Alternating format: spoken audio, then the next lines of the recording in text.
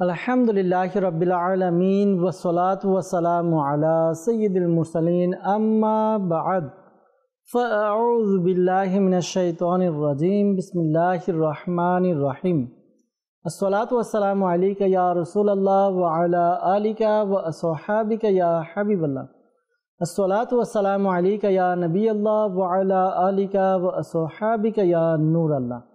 ইসলাম মেরা মাদানী চ্যানেলের দর্শকবৃন্দ, আলহামদুলিল্লাহ আজ্জা ওয়া জাল দ্বিতীয় পর্ব নিয়ে উপস্থিত হয়েছি। আর অনুষ্ঠানের নাম হচ্ছে রহমতের আহ্বান। দর্শকবৃন্দ, এই অনুষ্ঠানটি যারা আমাদেরকে এই মুহূর্তে দেখছেন বা শুনছেন, আপনাদের সকলকে জানাই আন্তরিক শুভেচ্ছা এবং অভিনন্দন।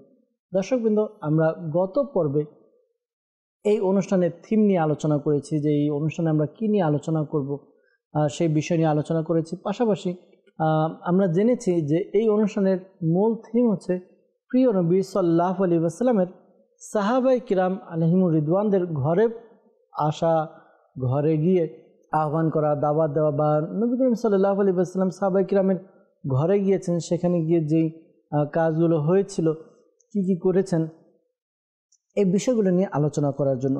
দর্শকবৃন্দ, বিশেষ করে গতকাল আমরা একটি টপিক নিয়ে আলোচনা করেছিলাম যে ঘর সম্পর্কে।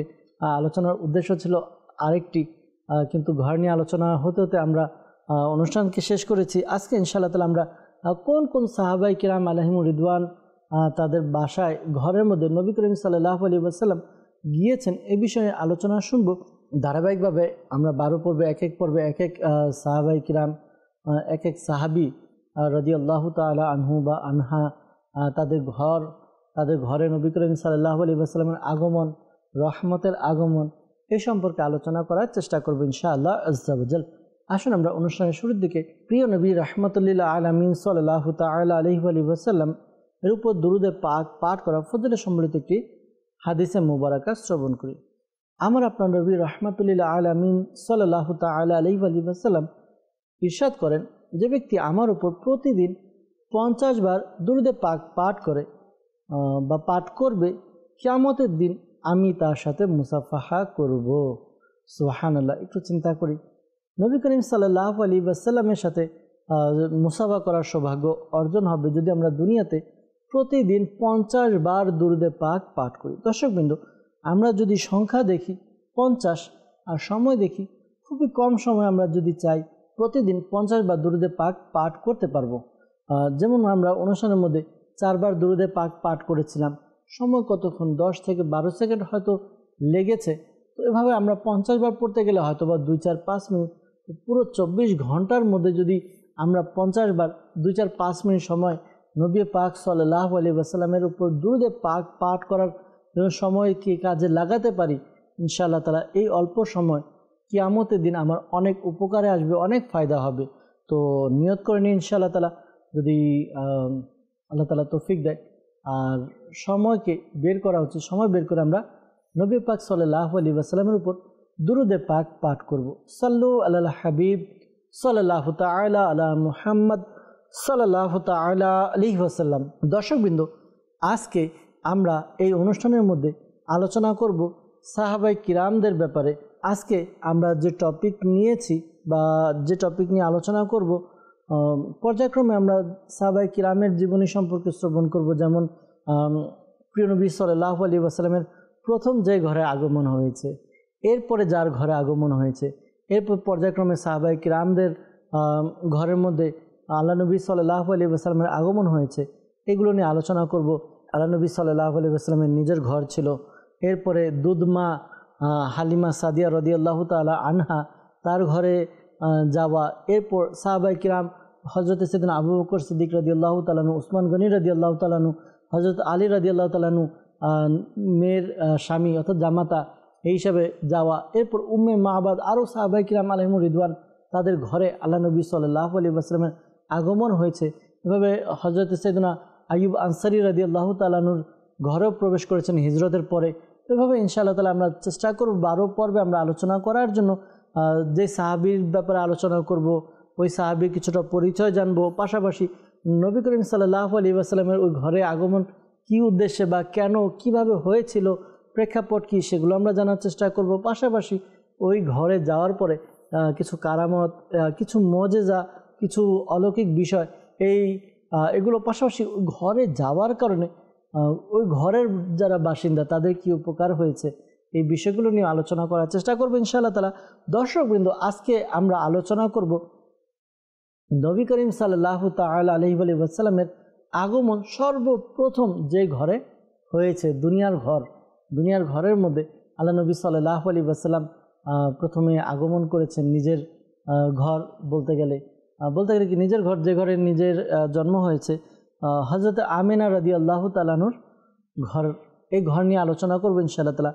যারা মক্কা মদিনাতে যায়, আলহামদুলিল্লাহ, মক্কা শরীফের কাবা শরীফের পাশেই আশিকানে রসুল যারা হজ এবং উমরাতে যায়, তারা ওই ঘরের আজও জিয়ারত করে, বরকত লাভ করে ইনশাআল্লাহ তাআলা। ওই ঘর মা আমিনা রাদিয়াল্লাহু তাআলা আনহা এর ঘর নিয়ে আলোচনা করার চেষ্টা করবো ইনশাআল্লাহ তাআলা।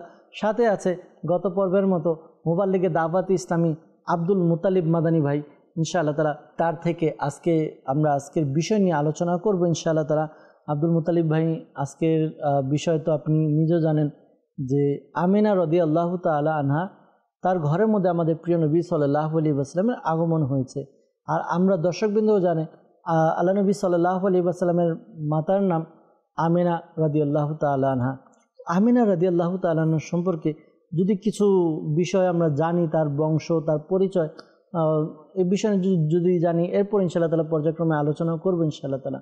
আলহামদুলিল্লাহি রাব্বিল আলামিন ওয়াসসালাতু ওয়াসসালামু আলা সাইয়্যিদিল মুরসালিন, আম্মা বা'দ, ফাআউযু বিল্লাহি মিনাশ শাইতানির রাজীম, বিসমিল্লাহির রহমানির রহিম। আমিনা রাদিয়াল্লাহু তাআলা আনহা, সুবহানাল্লাহ, সেই সম্মানিতা মহিলা, আল্লাহ পাক তাকে সেই সম্মান, সেই সৌভাগ্য দান করেছেন। আল্লাহ পাক যাকে ওমা আরসালনাকা ইল্লা রাহমাতাল লিল আলামিন বলেছেন, আল্লাহ পাক যাকে রউফুর রহিম বলেছেন। আল্লাহ পাকের এরকম 70টি গুণবাচক নাম রয়েছে, যে গুণবাচক নামগুলো হুজুর সাল্লাল্লাহু আলাইহি ওয়াসাল্লামের ছিল, যে গুণগুলো হুজুর সাল্লাল্লাহু আলাইহি ওয়াসাল্লামের মধ্যে ছিল। ওইরকম একজন সত্তাকে যে মা গর্ভে ধারণ করেছে, তিনি হচ্ছেন আমিনা রাদিয়াল্লাহু তাআলা। আল্লাহু আকবার। এটা ভাবতেই একটু অন্যরকম মনে হয় যে রহমতের জন্য মানুষ কত কিছুই না করে। আমরা ঘর নির্মাণ করি, সেখানে যেন আল্লাহ পাকের পক্ষ থেকে রহমত নাজিল হয়।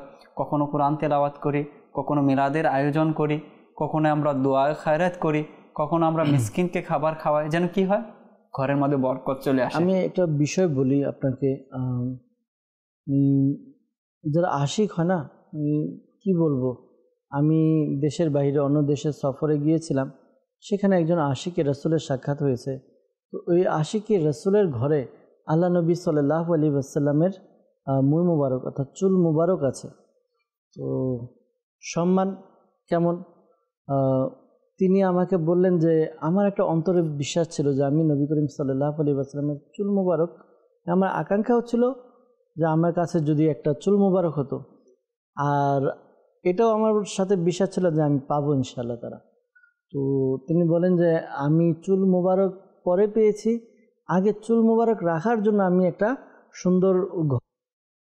এটা আসলে এটাই বোঝানোর জন্য যে আসলে আমরা একটু বরকতের জন্য আমরা চেষ্টা করি আল্লাহ পাক, কিন্তু স্বয়ং আল্লাহ পাক যাকে সমগ্র কায়নাতের রহমত বলেছে, সত্তাটাই হচ্ছে রহমত, সেই সত্তাকে যিনি ধারণ করেছেন নিজের মধ্যে, তো সেটার কীরকম হতে পারে। কাতাদা ইবনে নোয়ামান রাদিয়াল্লাহু তাআলা আনহুর ব্যাপারে দেখছিলাম যে উহুদ যুদ্ধের ময়দানে যুদ্ধ চলাকালীন সময় একটি তীর তার চোখের মধ্যে লেগে যায়।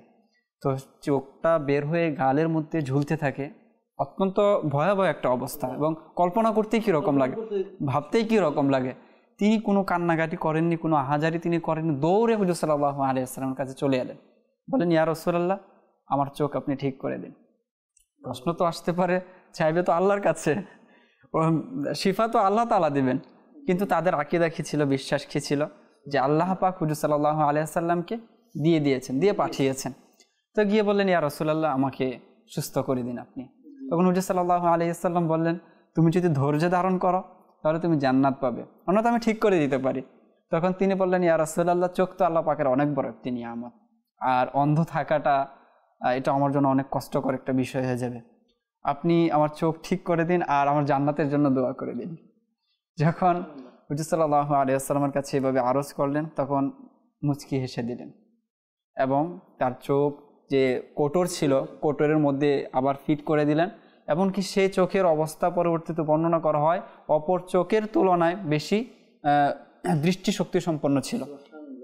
এমন তার যারা বংশধর ছিল, যেখানে আমাদের শিক্ষার বিষয়টা বা দলিলের অনেক সময় চায় যে এই রকম ভালোবাসা দেখানোর দলিল কোথায় আছে, তো তাদের জন্য এটা যে পরবর্তীতে এই কাতাদা ইবনে নুআমান রাদিয়াল্লাহু তাআলা আনহুর বংশধর যারা ছিল তারা সারা জীবন গর্ব করেছে এই বলে যে আমরা হচ্ছি সেই ব্যক্তির বংশধর যার চোখ হুজুর সাল্লাল্লাহু আলাইহি ওয়াসাল্লাম ঠিক করে দিয়েছেন, যার চোখে হুজুর সাল্লাল্লাহু আলাইহি ওয়াসাল্লামের স্পর্শ লেগেছিল।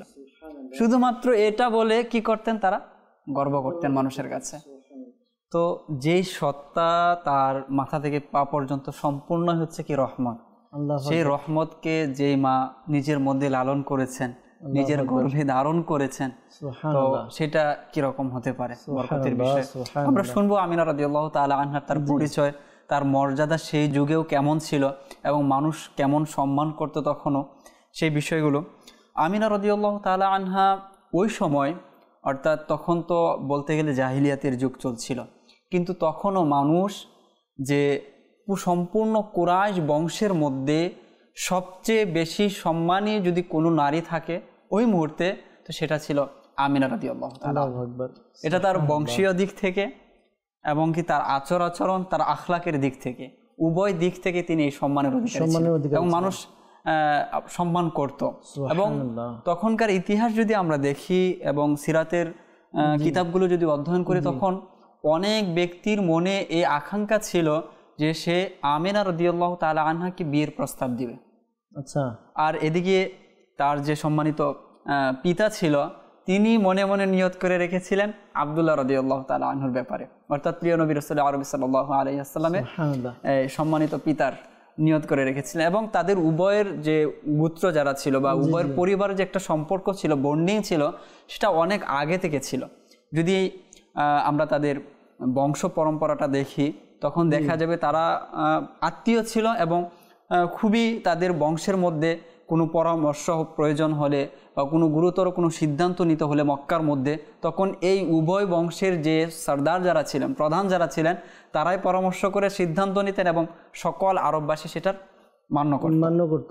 আমরা যদি আব্দুল্লাহ রাদিয়াল্লাহু তাআলা আনহুর বংশ পরম্পরাটা দেখি, তাহলে আমাদের সামনে আসবে আব্দুল্লাহ রাদিয়াল্লাহু তাআলা আনহুর পিতা ছিলেন আব্দুল মুত্তালিব, তার পিতা হচ্ছে হাশিম, তার পিতা হচ্ছে আব্দে মানাফ, তার পিতা হচ্ছে কুসাই, তার পিতা হচ্ছে কিলাব। এই কিলাবের জায়গায় গিয়ে উভয়ের বংশধারা গিয়ে মিলিত হয়, এক হয়। এদিকে যদি আমরা দেখি আমিনা রাদিয়াল্লাহু তাআলা আনহার সম্মানিত পিতা ছিলেন ওয়াহাব, তার পিতা ছিলেন আব্দে মানাফ, তার পিতা ছিলেন জোহরা, তার পিতা ছিলেন কিলাব। অর্থাৎ কিলাবের দুইজন ছেলে ছিল, একজন হচ্ছে কুসাই, একজন হচ্ছে কিলাব। তো কুসাইয়ের বংশধারা থেকে আব্দুল্লাহ রাদিয়াল্লাহু তাআলা আনহু এসেছেন, আর এই জোহরা বংশ থেকে এসেছেন আমিনা রাদিয়াল্লাহু তাআলা আনহা। তো বনু জোহরা যে বলা হয়, যে গোত্রের নাম ছিল বনু জোহরা বা বনু জোহরা বিন কিলাব, তো এটাই হচ্ছে সেই বনু জোহরা। আচ্ছা আচ্ছা। অর্থাৎ কিলাব তার দুই ছেলে ছিল, এক হচ্ছে কুসাই, আরেকজন হচ্ছে জোহরা। আবার যদি আমরা স্বতন্ত্রভাবে আমিনা রাদিয়াল্লাহু তাআলা আনহার মায়ের দিক থেকে আমরা দেখি, তো সেখানেও দেখব যে তিনি ইসমাইল আলাইহিস সালাতু ওয়াস সালামের বংশ থেকে, মায়ের দিক থেকেও তিনি ইসমাইল আলাইহিস সালাতু ওয়াস সালামের বংশধর। উভয় দিক থেকে, যেমনি ভাবে আমাদের প্রিয় নবী রাসূল আরবি সাল্লাল্লাহু আলাইহি ওয়াসাল্লাম উভয় দিক থেকে ইসমাইলি, অনুরূপ ভাবে তার সম্মানিতা মাতা আমিনা রাদিয়াল্লাহু তাআলা আনহা তিনিও উভয় দিক থেকে ইসমাইলি ছিলেন। তো এই যে বংশীয় মর্যাদাটা, এই বংশীয় মর্যাদার কারণে আরবের তৎকালীন যুগের যে সকল নারী ছিল তাদের মধ্যে তার একটা আলাদা মর্যাদা ছিল। সুবহানাল্লাহ সুবহানাল্লাহ। আরেকটা হচ্ছে তার আখলাক। তখন সেই যুগের মধ্যেও তার যে পর্দার যে বিষয়টা ছিল, যে সিরাতের কিতাবগুলো যখন অধ্যয়ন করা হয়, তার রূপের বর্ণনা ওই রকম ভাবে পাওয়া যায় না। কেন পাওয়া যায় না? উলামায়ে কেরাম বলেন একটাই কারণ, বলেন তার পর্দা করা, পর্দা ছিল, পর্দার মধ্যে ছিল, কেউ দেখেনি, আলোচনা করতে পারেনি, কি বর্ণনা দিবে।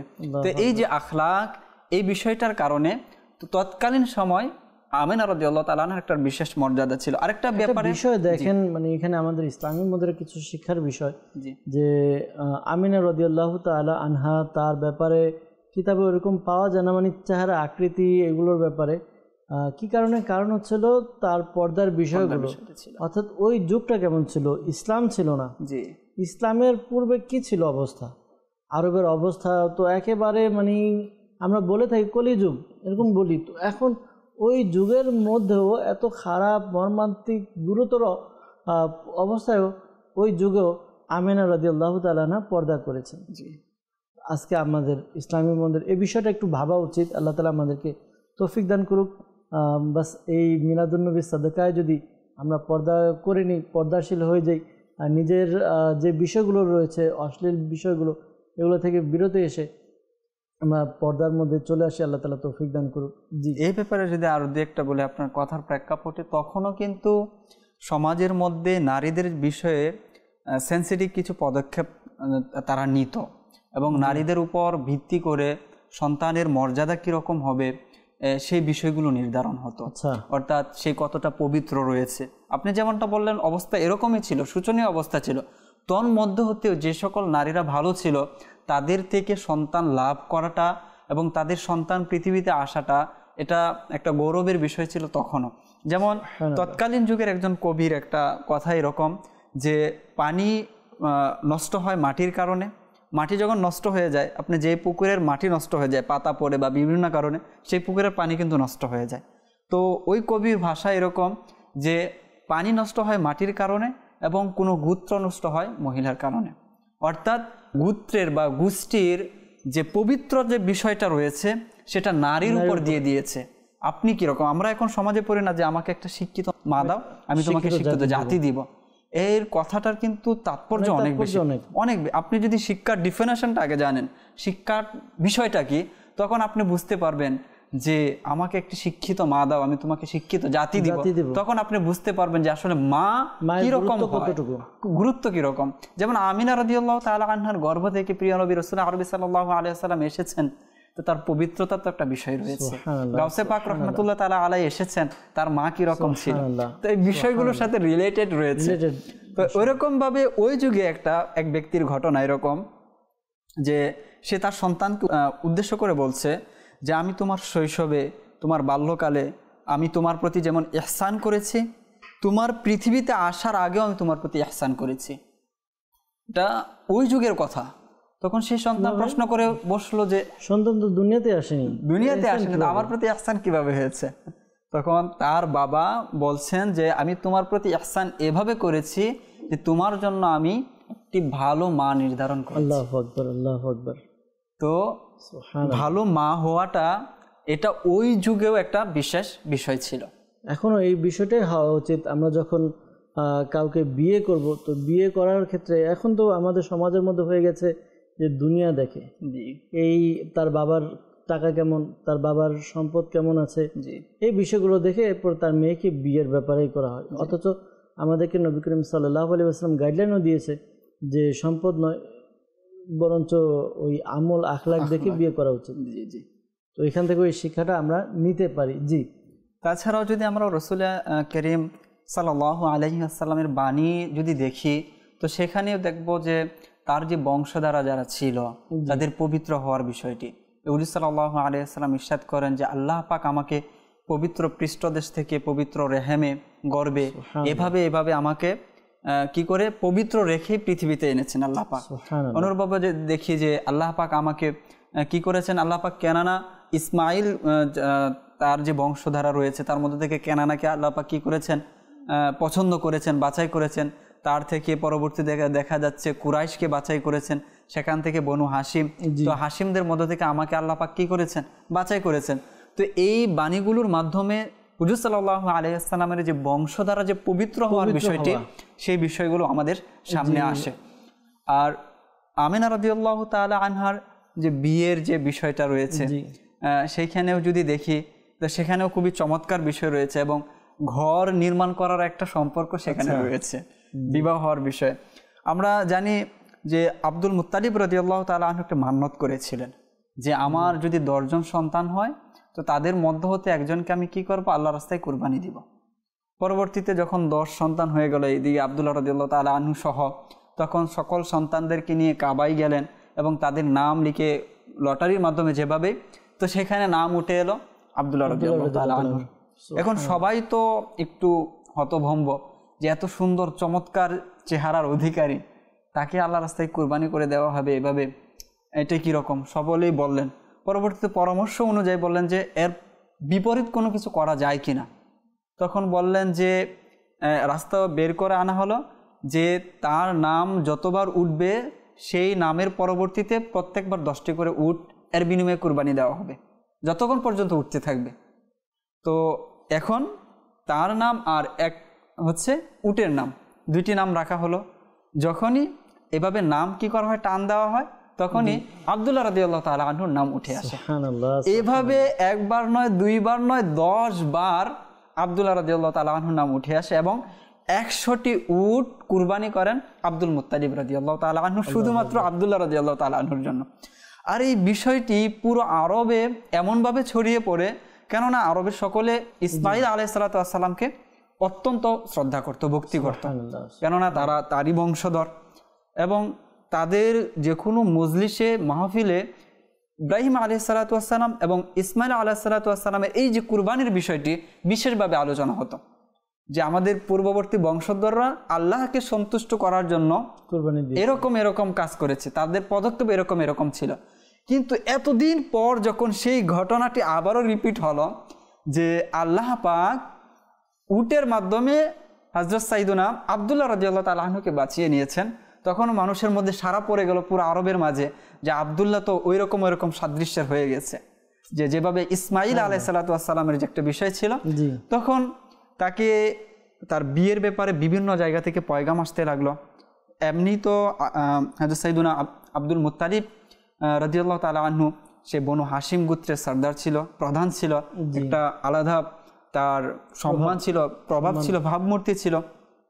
তো সকলে আত্মীয় করার একটা প্রয়াস বা একটা কামনা বাসনা ছিল যে, আর এদিকে তার চেহারার মধ্যে এক ধরনের নূর ঝলকাতো সব সময়। তো কিন্তু প্রস্তাব যেই দিচ্ছে সে প্রস্তাব ফিরিয়ে দেন। পরবর্তীতে এই ঘটনার পরপরই আব্দুল মুত্তালিব রাদিয়াল্লাহু তাআলা আনহু আব্দুল্লাহ রাদিয়াল্লাহু তাআলা আনহুকে নিয়ে সরাসরি ওয়াহাব বিন আব্দে মানাফ অর্থাৎ আমিনা রাদিয়াল্লাহু তাআলা আনহার পিতার কাছে চলে যান এবং সেখানে গিয়ে আমিনা রাদিয়াল্লাহু তাআলা আনহার বিবাহের প্রস্তাব দেন। সেখানে মজার বেশ কিছু ঘটনা রয়েছে, যে আমিনা রাদিয়াল্লাহু তাআলা আনহার মায়ের নাম ছিল আপনার বাররা। তো তিনিও একটু অন্যরকম ছিল, মেয়ের সাথে ভালো সম্পর্ক ছিল। যখন প্রস্তাব নিয়ে আসেন তখন তিনি তার মেয়ের কাছে যান, যে এরকম এরকম ঘটনা, যে আমাদের ঘরে তো মেহমান এসেছে, আব্দুল্লাহকে নিয়ে তার পিতা এসেছে। তো তিনি জানতে চাচ্ছেন মেয়ের আসলে বাসনাটা কি, আকাঙ্ক্ষাটা কি, বিয়ে কি রাজি আছেন কি, ইচ্ছা কি আছে কি আছে না। কিন্তু তার সুনাম যে বিষয়টা রয়েছে, তো যে কেউ বিয়ে করতে রাজি, আমিনা রাদিয়াল্লাহু তাআলা আনহা তিনিও রাজি ছিলেন। তো এখানে তাদের বিয়ের যে বিষয়টা পাকাপুক্ত হয়ে যায় এবং বিয়ে হয়। আর তৎকালীন আরবের যে সমাজের যে রীতি ছিল, বিয়ের পর মেয়ের বাড়িতেই 3 দিন পর্যন্ত থাকা হতো, এটা তখনকার প্রচলন ছিল। তো আব্দুল্লাহ রাদিয়াল্লাহু তাআলা আনহু বিয়ের পর 3 দিন পর্যন্ত এখানে থেকে যান আমিনা রাদিয়াল্লাহু তাআলা আনহার, এবং তাদের মধ্যে যে কিছু কথোপকথন হয়, যে বিভিন্ন মেয়ে যে তাকে বিয়ের প্রস্তাব দেয় সেই বিষয়গুলো উঠে আসে, যে আপনাকে কোন কোন মেয়ে বিয়ের প্রস্তাব দিয়েছে। তো পরবর্তীতে বলে যে এরকম এরকম বংশের মেয়ে, তাদের ব্যাকগ্রাউন্ড এরকম রয়েছে, কিন্তু আমার তো পছন্দ আপনাকেই ছিল। তো পরবর্তীতে বিয়ে হয়। এখন 3 দিন পর ফিরে আসবে আব্দুল্লাহ রাদিয়াল্লাহু তাআলা আনহুর ঘরে। তো এর জন্য এক বিশেষ ইন্তজাম, বিশেষ ঘরের এক ব্যবস্থা করা হলো। তো সেই ঘরের বর্ণনা উলামায়ে কেরামগণ এভাবে দিয়েছেন, যে যেদিন আমিনা রাদিয়াল্লাহু তাআলা আনহাকে নিয়ে আসা হবে, তো সেদিন একটু তিনি কান্নায় ছিলেন, ঘর থেকে আসছেন। তো যখন চলে এলেন, চলে আসার পর তাদের যে ঘর যেটা ছিল আব্দুল্লাহ রাদিয়াল্লাহু তাআলা আনহুর ঘর বা আব্দুল মুত্তালিব রাদিয়াল্লাহু তাআলা আনহুর ঘরের বিবরণ এইরকমভাবে দেওয়া হয়, যে ঘরটা ছিল মূলত দক্ষিণ পাশে, বা যিনি বিবরণ দিয়েছেন তার দিক থেকে দক্ষিণ দিকে ছিল, এবং সেই ঘরের যে দরজাটা ছিল সেটা উত্তরমুখী ছিল, এবং সেই ঘরে যাওয়ার জন্য পাথরের সিঁড়ি ছিল, অর্থাৎ পাথরের সিঁড়ি বেয়ে সেই ঘরে প্রবেশ করতে হতো। ঘরের দরজাটা ছিল উত্তরমুখী। আর বোঝা যাচ্ছে যে সিঁড়িটা যেটা ছিল সেটা দক্ষিণ দিকে, উত্তর দিক থেকে গিয়ে উপরে উঠতে হতো। ঘরের দরজাটা যখন উন্মুক্ত করা হতো, তখন সেখানে আঙ্গিনা ছিল, সে আঙ্গিনার প্রস্তর ব্যাপারে বলা হয়েছে, দৈর্ঘ্য প্রস্তর ব্যাপারে বলা হয়েছে যে সেই আঙ্গিনার আপনার দৈর্ঘ্য ছিল 12 মিটার আর প্রশস্ত ছিল 6 মিটারের মতো। মিটার আচ্ছা, এটার দৈর্ঘ্য ছিল 12 মিটার আর প্রশস্ততা ছিল 6 মিটারের মতো।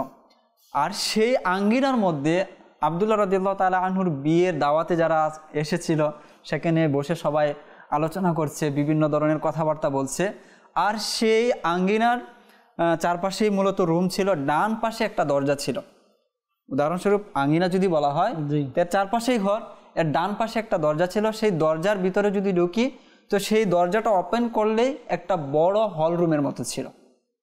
আচ্ছা, বড় হল রুমের মতো ছিল এবং সেই হল রুমের মাঝামাঝি আরেকটা দরজা ছিল, সেটা মূলত আমিনা রাদিয়াল্লাহু তাআলা আনহার জন্য নির্ধারণ করা হয়েছিল, তিনি সেখানে ছিলেন। সুবহানাল্লাহ, সুবহানাল্লাহ। তো এই হচ্ছে তার ঘরের বর্ণনা। এবং সেই যে আঙিনা ছিল সেখানে বিভিন্ন তৎকালীন যুগের যারা বড় বড় যারা সর্দার ছিল বা সম্মানিত ব্যক্তি যারা ছিল তারা এসেছিল, আলোচনা করেছিল এবং আব্দুল্লাহ রাদিয়াল্লাহু তাআলা আনহুর সাথে পরবর্তীতে কথা হয়। তো এই হচ্ছে সেই ঘর, যেই ঘরের মধ্যে মূলত আমিনা রাদিয়াল্লাহু তাআলা আনহা প্রিয় নবী রাসূল আরবি সাল্লাল্লাহু আলাইহি ওয়াসাল্লামকে জন্ম দেন। এই দর্শকবৃন্দ খুব চমৎকারভাবে আমাদের আব্দুল মুত্তালিব ভাই ঘরের বর্ণনা দিয়েছেন। হয়তো অনেকের মাথার উপর দিয়েও যেতে পারে, কিন্তু এরকম আকৃতি যদি আমরা ওই কিতাব পড়ি বা খুব মনোযোগ দিয়ে শুনি তাহলে আমরা আকৃতিটা একটা আমাদের নলেজের মধ্যে বসে যাবে যে কেমন ছিল আকৃতি। বিশেষ করে এজন্য অনুরোধ করব সিরাতের কিতাবগুলো অধ্যয়ন করা। যদি সিরাতের কিতাবগুলো অধ্যয়ন করে এই বিষয়গুলো আমরা জানতে পারবো ইনশাআল্লাহ তাআলা। মাকতুবুল মদিনা থেকে একটি কিতাব সিরাতে মুস্তাফা প্রকাশ হয়েছে, বের হয়েছে। আপনারা চাইলে এই কিতাবটি নিতে পারেন, সংগ্রহ করতে পারেন, অধ্যয়ন করতে পারেন। আর সময় শেষের দিকে আব্দুল মুত্তালিব ভাই অনেকটা সময় চলে গিয়েছে। আর দর্শকবৃন্দ, এই ঘর এমন এক ঘর যে ঘরের মধ্যে নবী করিম সাল্লাল্লাহু আলাইহি ওয়াসাল্লাম নিজে তাশরিফ এনেছেন, জন্মগ্রহণ করেছেন, দুনিয়াতে এসেছেন। এই ঘর তো বরকতময়। এই ঘরের আলাদা নিয়ে যে একটা বৈশিষ্ট্য বলবো ওরকম না। তো তারপরও আমিনা রাদিয়াল্লাহু তাআলা আনহার ব্যাপারে আলোচনা শুনলাম, আরও কিছু বিষয় শুনবো ঘর সম্পর্কিত, যদি আর কিছু বলেন। বা এই ঘরের মধ্যে পরবর্তীতে আব্দুল্লাহ রাদিয়াল্লাহু তাআলা আনহু বাইরে গেলে তখন মানুষের আকর্ষণ তো এরকম ছিল না। তো আমিনা রাদিয়াল্লাহু তাআলা আনহাকে যখন বিষয়টি বললেন যে আগের মতো তো মানুষের আকর্ষণ আমার প্রতি নেই, তখন তিনি আস্তে আস্তে বুঝতে শুরু করলেন যে এমনিও তিনি স্বপ্নে দেখেছেন বা অদৃশ্যের আওয়াজ শুনেছেন যে তুমি এই মুহূর্তে গর্ভবতী হয়ে গেছো এবং তোমার মাধ্যমে পৃথিবীর সরদার বা মানুষদের সরদার পৃথিবীতে আসতে যাচ্ছে। তিনি এই আওয়াজ শুনতে পেয়েছেন, স্বপ্নের মধ্যে দেখতে পেয়েছেন। পরবর্তীতে তো আব্দুল্লাহ রাদিয়াল্লাহু তাআলা আনহু সফরে বেরিয়ে পড়েন এবং এটাই তার শেষ সফর হয়। আর এই ঘরের মধ্যেই প্রিয় নবী রাসূল আরবি সাল্লাল্লাহু আলাইহি ওয়াসাল্লাম তাশরিফ, যে ঘরের বর্ণনা একটু আগে দিয়েছি। আর যখন প্রিয় নবী রাসূল আরবি সাল্লাল্লাহু আলাইহি ওয়াসাল্লাম পৃথিবীতে আসেন, তো সেটার আলোচনা ইতিমধ্যে হয়তো আপনারা অনেকেই শুনে নিয়েছেন যে তখনকার অবস্থা কিরকম ছিল। আমরা শুনেছি জিবরাইল আলাইহিস সালামের যে ঘটনা রয়েছে, যে জিবরাইল আলাইহিস সালাতু ওয়াস সালাম তিনি 3টি পতাকা নিয়ে এসেছেন। একটি পতাকা কাবের চাঁদে গেঁথেছেন, কাবার চাঁদে, এবং আমাদের যে অনুষ্ঠানের চারপাশে সেই পতাকায় দেখা যাচ্ছে সেই সুন্নতে যে জিবরাইল আলাইহিস সালাতু ওয়াস সালাম যে সুন্নত ছিল সেটা আমরা এখন পালন করছি। আমরা চাইলে আমাদের ঘরকে, চাইলে না বরঞ্চ নবী করিম সাল্লাল্লাহু আলাইহি ওয়াসাল্লামের ভালোবাসায় আমাদের জিবরাইল আলাইহিস সালাম যেভাবে ঝান্ডা উড়িয়েছে, আমাদের উচিত ওই ঝান্ডা আমাদের ঘরের মধ্যে লাগানো, আলোকসজ্জা করা। আল্লাহ তাআলা তৌফিক দান করুক। আপনাদেরকে বলবো যে আমরা ঘরের মধ্যে আলোকসজ্জার ব্যবস্থা করি ইনশাআল্লাহ তাআলা। হুজুর সাল্লাল্লাহু আলাইহি ওয়াসাল্লাম তার মায়ের প্রতি কিরকম ভালোবাসা ছিল এবং মায়ের প্রতি শ্রদ্ধা কিরকম হওয়া উচিত, দু একটা বিষয় এই ব্যাপারে শুনবো। যখন আমিনা রাদিয়াল্লাহু তাআলা আনহা সেই তার যে স্বামীর কবর জিয়ারত করা বা ওইখানে যাওয়ার পর যখন ফিরে আসছিলেন, তখন রাস্তায় তিনি আবওয়া নামক স্থানে অসুস্থ হয়ে যান এবং সেখানে হুজুর সাল্লাল্লাহু আলাইহি ওয়াসাল্লাম উপস্থিত ছিলেন। তাকে উদ্দেশ্য করে যে কয়েকটি কথা বলেছিলেন সেগুলো আমাদের জন্য শিক্ষণীয়, যে সন্তানদের আসলে কি ধরনের উপদেশ দেওয়া উচিত, কি বিষয়গুলো জানানো উচিত। তিনি বলেন যে আমি হয়তো বিদায় নিয়ে যাব, আর এভাবেই বলেন প্রত্যেকটি প্রাণীর মৃত্যুবরণ করতে হবে, প্রত্যেকটি নতুন জিনিসের পুরাতন হতে হবে, প্রত্যেকটি জিনিস একসময় ফানা হয়ে যাবে। তবে আমি হয়তো আজ বিদায় নিচ্ছি, কিন্তু আমার নাম পৃথিবীতে মুছে যাবে না, আমি এমন এক সন্তান রেখে যাচ্ছি। তো তিনি তো জানতেন যে আসলে তিনি কি সন্তান জন্ম দিয়েছেন এবং তার মাকাম ও মর্যাদা কীরকম রয়েছে, এবং কথাগুলো অত্যন্ত হৃদয়গ্রাহী ছিল। পরবর্তীতে তিনি ইন্তিকাল করেন এবং হুজুর সাল্লাল্লাহু আলাইহি ওয়াসাল্লাম সময় সময় এভাবে বলতেন যে আমি এক কুরাইশি মহিলার সন্তান, আমি এক কুরাইশি, এখানে সম্মান বোঝাচ্ছে মায়ের যে আমি কুরাইশি মহিলার সন্তান যে শুকনো গোশত খায়, এবং নিজের বিনয় আবার প্রকাশ করছে যে সাধারণ মানুষের যে চালচলন যেটা রয়েছে সেটা আমার মাধ্যমে প্রকাশিত হয়। আবার তিনি কখনো বলেছেন যে আমি বনি সালিম গোত্রের সম্মানিত মহিলাদের সন্তান, এখানেও তার মায়ের ব্যাপারে বিষয়টা বলেছেন। এমনকি হুজুর সাল্লাল্লাহু আলাইহি ওয়াসাল্লাম বলেন এরকম যে আমার মায়ের কথা আমার স্মরণে পড়ে, আজ আমি এই অবস্থায় রয়েছি, আজ যদি আমি রাতে ইশার নামাজ পড়ি আর আমি সূরা ফাতিহা পড়তে থাকি, আর আমার মা যদি বেঁচে থাকতো আর আমাকে ডাক দিত, আমার নাম ধরে ডাক দিত, তাহলে আমি আমার নামাজ ছেড়ে আমার মায়ের ডাকে আহ্বান দিয়ে চলে যেতাম। তো মায়ের প্রতি ভালোবাসা এরকম ছিল। আর সর্বশেষ যেই ঘর নিয়ে আলোচনা হচ্ছে, যেই ঘরে হুজুর সাল্লাল্লাহু আলাইহি ওয়াসাল্লাম আগমন করেছেন, সেই ঘরের ব্যাপারে দুই একটি কথা বলবো। যে যখন প্রিয় নবী রাসূল আরবি সাল্লাল্লাহু আলাইহি ওয়াসাল্লাম হিজরত করে চলে যান, এই ঘরটি, যে ঘরের মধ্যে আমিনা রাদিয়াল্লাহু তাআলা আনহা ছিলেন, এই ঘরটি উত্তরাধিকার সূত্রে বা ওয়ারিশ হিসাবে তিনি পেয়েছিলেন। যখন হিজরত করে চলে যান তখন তিনি আবু তালিব তার যে সন্তান আকিলকে তিনি এই ঘরটা দিয়ে যান। পরবর্তীতে তার বংশধারা যারা ছিল তাদের মধ্য হতে হাজ্জাজ বিন ইউসুফ তার ভাই মোহাম্মদ বিন ইউসুফ তার থেকে কিনে নেয়। অর্থাৎ এই আকিল বিন আবু তালিব তার যে বংশধর যারা ছিল তারাও ওয়ারিশ হিসাবে পরবর্তীতে পেয়েছে। তো তার থেকে হাজ্জাজ বিন ইউসুফের যে ভাই ছিল মোহাম্মদ বিন ইউসুফ, সে কিনে নেয়। পরবর্তীতে তার থেকে পর্যায়ক্রমে উলামায়ে কেরামগণ বর্ণনা করেন বাদশাহ হারুনুর রশিদের যে মা ছিল, তার মা অথবা তার যে স্ত্রী জুবাইদা, পরবর্তীতে বাদশাহ হারুনুর রশিদ আমরা নাম জানি কত বড় বাদশাহ ছিল, আব্বাসী খিলাফতের একজন খলিফা ছিলেন তিনি। তো তার যে মা, কেউ কেউ বলেছেন তার মা, কেউ কেউ বলেছেন তার স্ত্রী জুবাইদার কথা, যে পরবর্তীতে তারা যখন সেখানে হজ করতে যান তখন খুঁজে নিয়ে সেই ঘরের সন্ধান তারা খুঁজে বের করেন যে প্রিয় নবী রাসূল আরবি সাল্লাল্লাহু আলাইহি ওয়াসাল্লাম কোন ঘরে জন্মগ্রহণ করেছেন এবং তিনি কোন ঘরে বসবাস করেছেন। পরবর্তীতে তার থেকে তারা নিয়ে সেটাকে মসজিদে নির্মাণ করে। সুবহানাল্লাহ, সুবহানাল্লাহ। তো পরবর্তীতে সেটা মসজিদ হিসাবে, বর্তমানে তো এখানে লাইব্রেরি বানানো হয়েছে।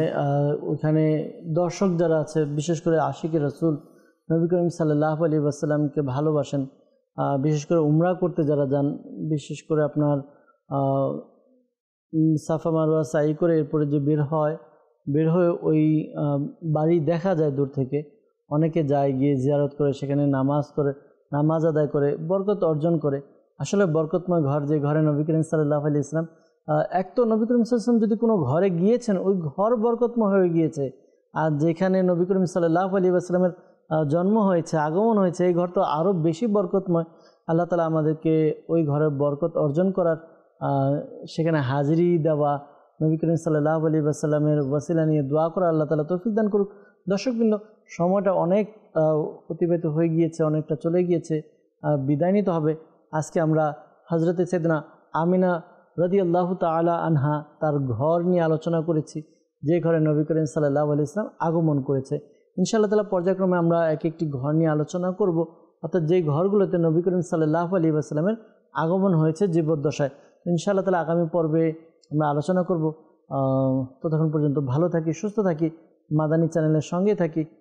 দেখা হবে আগামী পর্বে।